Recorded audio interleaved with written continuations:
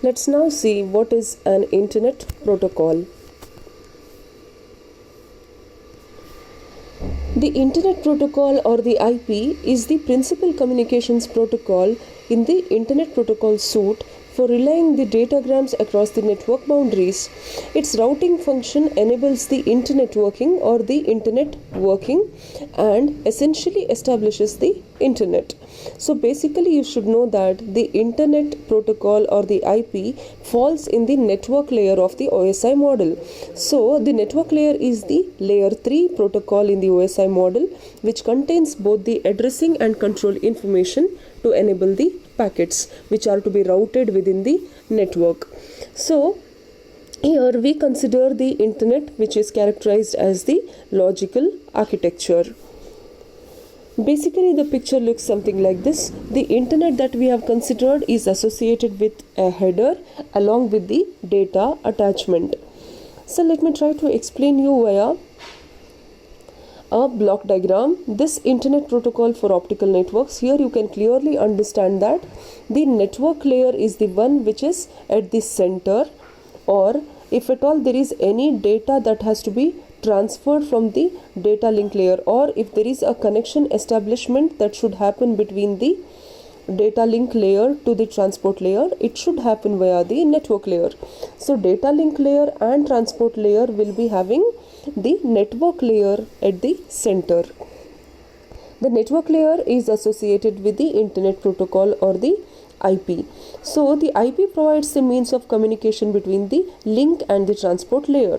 A virtual connection is established between the nodes which require the information when IP is combined with the specific higher level protocols such as TCP and UDP. For this role, usually the TCP IP is preferred over the UDP IP because UDP IP will not guarantee the reliable delivery of data in comparison with TCP. So UDP is less efficient when compared to the TCP IP protocol. So generally we go for TCP IP. So the IP provides the protocols for both the functions of signaling and routing required to carry the entire signal operation.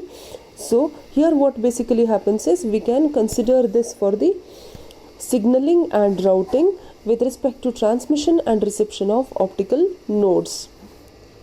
All of this I'll explain using a generic architecture or the generic stages of deployment in the optical IP networks.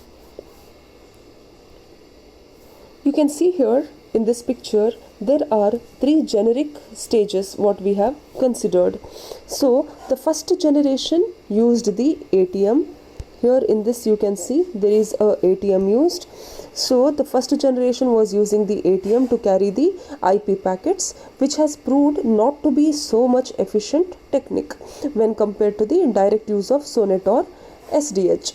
So this is because of the overhead requirements of the ATM cell structure together with the inherent overlap of IP packets. This basically will map the significant usage of the ATM cell size. Therefore, the service providers who are considering the this particular ATM structure for carrying the IP packets will not be considering the ATM structure, but then they will directly consider the SONET.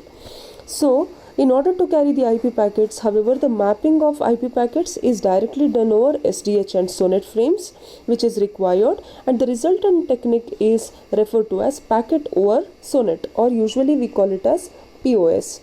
POS stands for packet over SONET. Next is the mapping of the IP frames can be accomplished in 3 stages. The first stage is the data is segmented into IP packets. The data now is segmented into IP packets. Then they are being encapsulated via a point-to-point protocol called as PPP. In the second stage what they do is, first we consider the IP frames which are to be segmented. Then once they are segmented, they will be encapsulated using the PPP or the point-to-point protocol.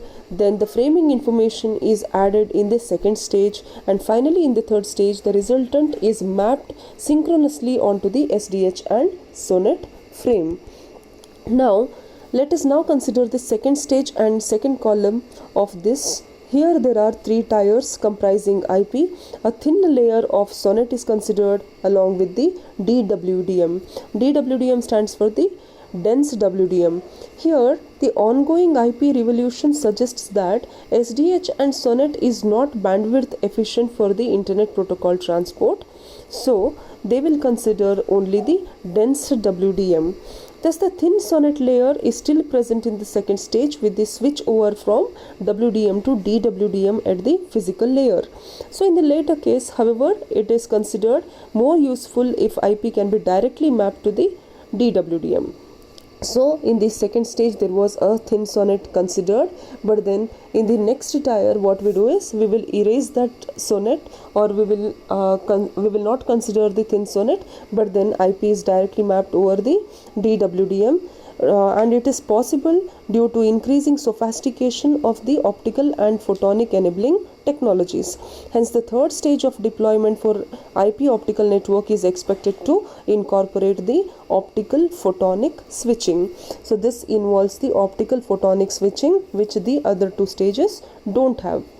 And the realization of the IP running directly on the DWDM physical layer has become an important goal in the optical networking, because this is more efficient compared to the others, as this is having the optical photonic switching.